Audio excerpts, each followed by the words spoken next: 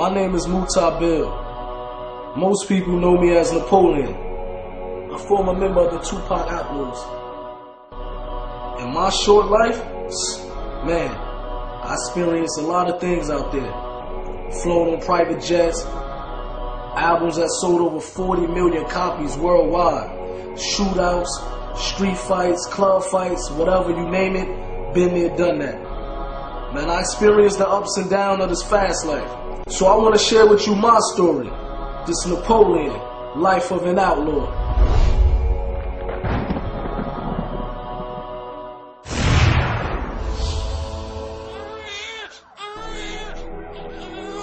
I was 3 years old when my mother and father got murdered. After they murdered my parents, me and my brothers, we was in the house with the dead bodies for 24 hours. And I remember as a kid that I was biting my mother, trying to wake her up.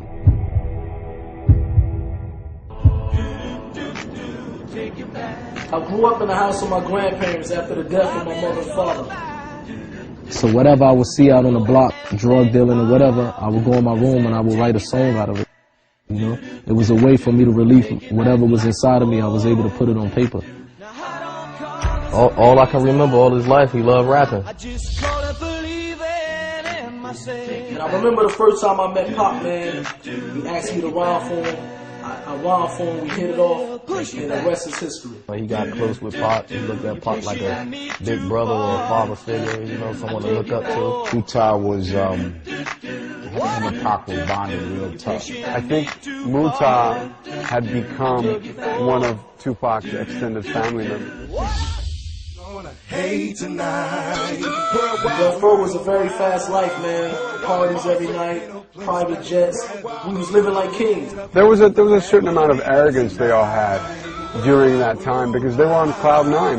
But I never expected to end that type of life. I never expected that life would come to an end so drastically and so soon. There's gonna be some stuff you're gonna see that's gonna make it hard to smile in the future.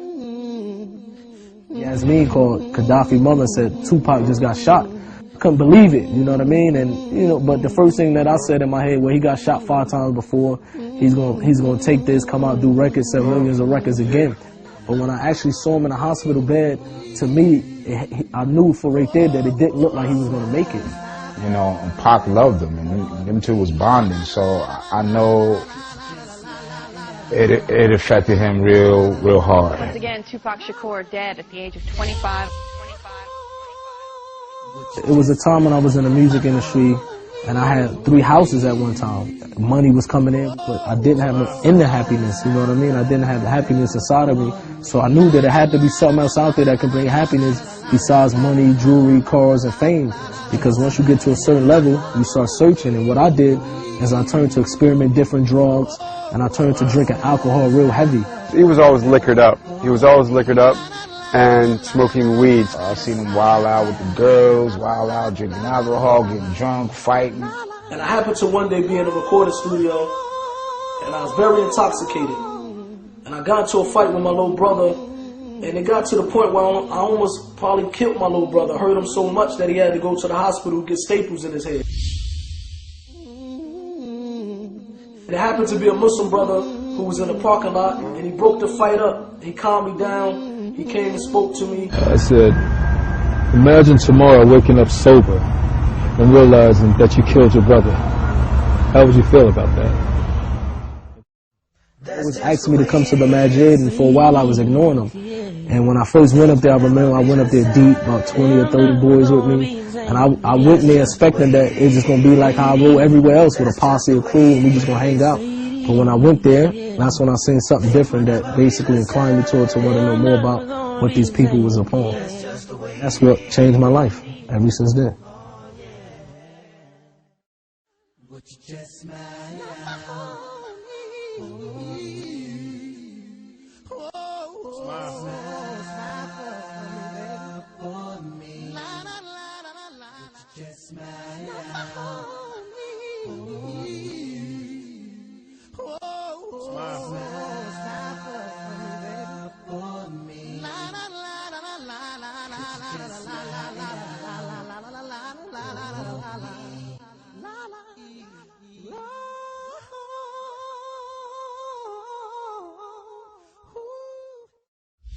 That's just the way it is. He got an awakening. Islam has given Muta a purpose. Overall, man, my brother, he's a different person now, man. I think Napoleon has changed in a way where it's beneficial to the children, beneficial to himself, to his family, and to his friends. But when I looked at him, he definitely inspired me to want to, give back to the youth and give back to the community in a way, saying that Islam only offers you.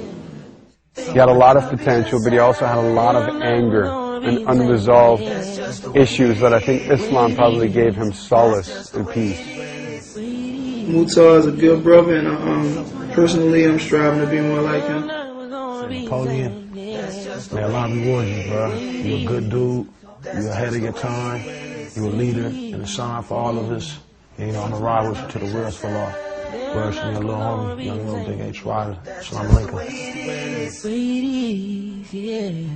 Things will never be the same. They're never gonna be the same. Yeah. That's just the way it is. Oh, yeah.